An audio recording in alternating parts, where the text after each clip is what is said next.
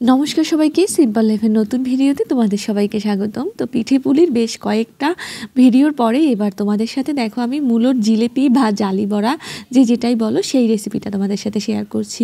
তো এখানে দেখো মূলো কাটার ব্যাপারটাই হলো মেইন, আর এই মূলোটা অনেকেই এইভাবে কাটতে পারে না, তো সেটাই আমি তোমাদের জন্য একটুখানি সহজ করে দেওয়ার চেষ্টা করেছি আর কি। তো দেখতে থাকো সম্পূর্ণ ভিডিওটি যদি তোমাদের একটুখানিও ভালো লেগে থাকে তবে লাইক শেয়ার সাবস্ক্রাইব করে আমার পাশে থাকবে। তো দেখো আমি একটা আস্ত মূলো নিয়েছিলাম, তো মূলোটার বাকল তুলে আমি মূলোটাকে ধুয়ে নিয়েছি অফ ক্যামেরাতে। তো এবার আমি তোমাদেরকে কেটে দেখাচ্ছি, আর এর জন্য কিন্তু অবশ্যই বটি লাগবে, ছুরি দিয়ে হবে না। তো অনেকেই যে ভুলটা করে সেটা হলো এভাবে সোজা করে মূলোগুলো কাটে, তো সেভাবে কাটলে কিন্তু একদমই হবে না। এর জন্য দেখো এই যে এখন আমি যেভাবে কাটছি একটু তেরছি করে বাঁকা বাঁকা করে মূলোগুলোকে কাটতে হবে। তা আমি স্পিডটা একটুখানি কমিয়ে দিয়েছি যাতে তোমরা বুঝতে পারো। তো দেখো আমি কিন্তু এভাবে তেরছি করে মানে একটু বাঁকা বাঁকা করে মূলোগুলোকে আমি এভাবে কুচিয়ে নিচ্ছি। আর পুরোপুরি একদম মূলোর পিঠ বরাবর কিন্তু এটা কাটবো না, একটুখানি ফাঁকা রাখবো। তো দেখো আমি পুরোটা কিন্তু একেবারে কাটিনি, একটুখানি পর্যন্ত কেটেছি, মানে একটা মূলোর হাফ পর্যন্ত কেটেছি। আমি ভালোভাবে বলতে পারছি না, তোমরা ভিডিওটা দেখে বুঝে নিও। তো তোমরা চাইলে একটা আস্ত মূলো দিয়েও কিন্তু এভাবে কাটতে পারো, তবে সেক্ষেত্রে মূলোর বড়াটা বেশ অনেকখানি বড় হবে। তো আমি মূলোটা কেটেই নিয়েছি মাঝ বরাবর। তো দেখো তোমরা ভিডিওতে একটু দেখে বুঝে নিও কষ্ট করে। আর এইভাবে দেখো আমি মূলোটার একটা সাইড কেটে নিয়েছি। যত পাতলা কুচি কুচি করে কাটার চেষ্টা করবে মূলোটা খেতেও তত ভালো হবে, মূলোটা ততখানি সফট হবে, বড় হবে। তো দেখো এবারে আমি মূলোর যে অপর পাশটা, সেই অপর পাশটাও আমি ঠিক ওইভাবেই তেরছি করে কেটে নেব, এবং তাও মূলোর একদম পিঠ বরাবর কিন্তু কাটবো না, একটুখানি পর্যন্ত কাটবো, বাকি একটুখানি জায়গা আমি রাখবো। আর পুরোটা যদি পিঠ বরাবর একদম তোমার আঙুল বরাবর কাটতে যাও তখন কিন্তু মূলোটা কেটে ভাগ হয়ে যাবে। আর এজন্যই কিন্তু অনেকে এই ভুলটাই করে, যার জন্য অনেকের মূলোটা কাটা হয় না। তো দেখো আমি কিন্তু মূলোর পেট এবং পিঠ দুই পাশটাই এভাবে তেরছি করে কেটে নিচ্ছি। আমি ঠিক জানি না এটাকে কি বলে আসলে, তোমরা ভিডিওতে বুঝে নাও দেখে। এইভাবে মূলো কাটা আমি আমার মাকে দেখেছি এভাবে মূলো কাটতে, তো আমি দেখেই শিখেছি আসলে, আমাকে হাতে ধরে শেখায়নি আমার মা। আর আমি প্রথমবারেই কিন্তু পেরে গিয়েছিলাম, আমার কোনো মূলা নষ্ট হয়নি, প্রথমবারেই আমি কাটতে পেরেছি। আসলে মেইন ব্যাপারটা হলো তোমরা মূলোটা যতটা পারবে পাতলা করে কাটার চেষ্টা করবে। আমারটা একটুখানি ভারী হয়েছে, আমার মা আরও বেশ পাতলা করে কাটে। যত পাতলা করে কাটবে মূলোটা ততটা স্প্রিংয়ের মতো বড় হবে এবং এটা মানে তত ভালো কুকড হবে। তো দেখো আমি মূলোর যে দুই ধারটা তোমাদেরকে দেখিয়ে দিচ্ছি, আর মূলোটা আমি দুই পাশে কেটে নিয়েছি।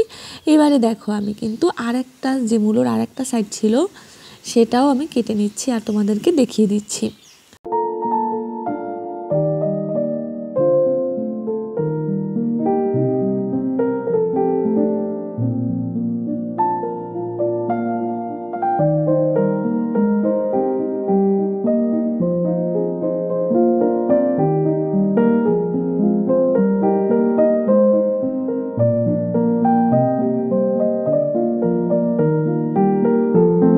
দেখো এই অর্ধেক মূলোটাও কিন্তু আমার কাটা হয়ে গিয়েছে। এবারে আমি এর পিঠের দিকের অংশটা কেটে নিচ্ছি আর সেটা তোমাদেরকে দেখিয়ে দিচ্ছি।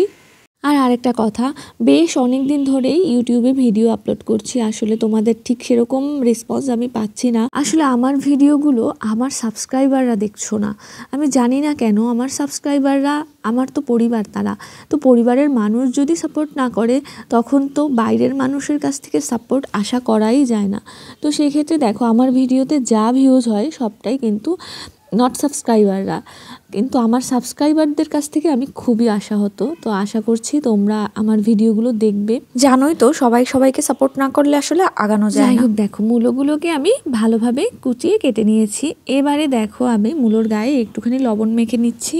আসলে এই লবণ দিয়ে মূলোটা কিছু সময় যদি মাখিয়ে রাখো তাহলে কিন্তু মূলোটা একদমই নরম হয়ে যাবে, তোমার কাজ অর্ধেকটাই হয়ে যাবে। তো দেখো আমি তাই জন্য মূলোর গায়ে ভালোভাবে লবণটা মাখিয়ে এটা একটু সাইড করে রেখে দিচ্ছি।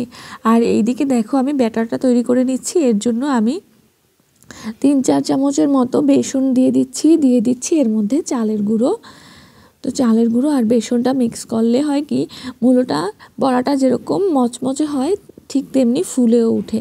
তো যাই হোক, এবারে দিয়ে দিচ্ছি লবণ, হলুদ গুঁড়ো, সামান্য কয়েকটা কালো জিরে দেব, আর দিয়ে দিচ্ছি একটুখানি মিষ্টি। তো তারপরে জল দিয়ে অল্প অল্প জল দিয়ে ব্যাটারটাকে আমি ভালোভাবে মিক্সড করে নেব। খুব বেশি পাতলা করা যাবে না ব্যাটারটা, তবে কিন্তু মূলোর গায়ে ব্যাটারগুলো লাগবে না, ছেড়ে যাবে তেলে দেওয়ার পরে।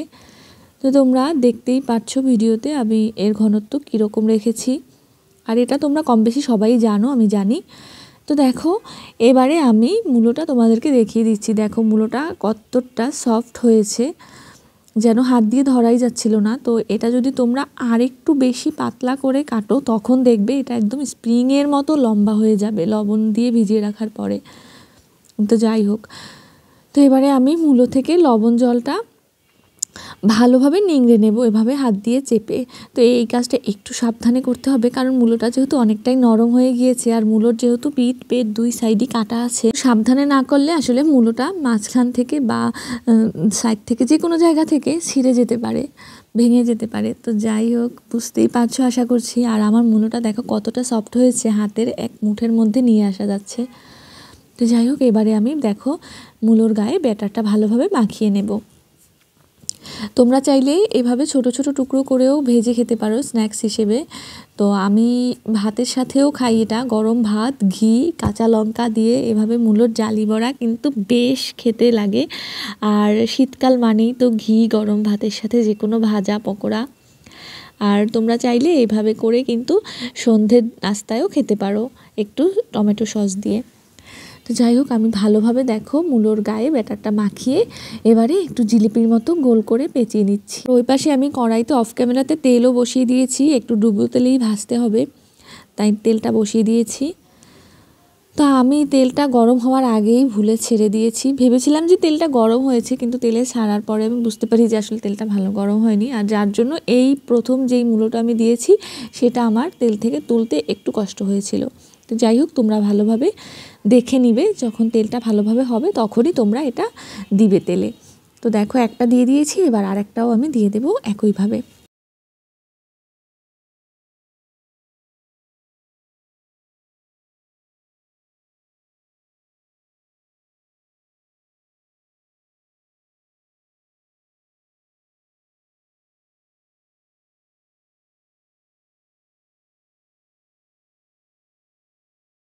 তো দেখো তেলে আমি দুটো বড়াই ছেড়ে দিয়েছি, এক পাশটা হয়ে গেলে লাল লাল হয়ে গেলে তখন আমি এটা উল্টে নেব। তো ওই যে বলেছিলাম তেলে প্রথম যে বড়াটা আমি দিয়েছিলাম সেটা তেল গরম না হতেই দিয়ে দিয়েছিলাম, তাই জন্য সেটা একটু উল্টে দিতে কষ্ট হচ্ছিল। আর দেখো পরেরটা মানে সেকেন্ড টাইম যেটা দিয়েছি সেটা কিন্তু খুব সহজেই আমি উল্টে দিতে পেরেছি। তো এটা সম্পূর্ণই আমার ভুল। তো দেখো তোমরা কি পরিমাণ আমাকে কষ্টটাই না করতে হয়েছে, আর যার জন্য দেখো এর যে ব্যাটারটা সেটাও উঠে গিয়েছিল। তো যাক, ভুল তো যা হওয়ার হয়ে গিয়েছে, কিছু করার নেই। আর দেখো এক সাইড কিন্তু লাল লাল হয়ে গিয়েছে, এবার ওই অপর পাশটাও লাল হওয়া পর্যন্ত একটু অপেক্ষা করতে হবে, তারপরে তুলে নেব। আর অবশ্যই আমার ভিডিওটা ভালো লাগলে তোমরা কিন্তু লাইক কমেন্ট শেয়ার করতে ভুলবে না। যারা নতুন দেখছো তারা অবশ্যই সাবস্ক্রাইব করে দেবে, আর যারা অলরেডি আমার পরিবারের সদস্য আছো তারা আমার ভিডিওগুলো একটু কষ্ট করে দেখে নিবে। কথা বলতে বলতে মূলোর দুই পাশই ভালোভাবে ভাজা হয়ে গিয়েছে, এবারে আমি তুলে নিচ্ছি। আর এটা যেহেতু ডুবো তেলে ভাজা, তাই আমি একটু টিস্যু পেপারের ওপরেই আমি এগুলোকে নিয়েছি, যাতে এক্সট্রা কিছু তেল যেন টিস্যু পেপার শোষণ করে নেয়। আজকের মতো এখনই বিদায় নেব। কেমন লাগলো ভিডিওটি কমেন্ট করে জানাতে ভুলবে না, আর অবশ্যই দেখা শেষে সাবস্ক্রাইব করে দিবে। টাটা সবাইকে।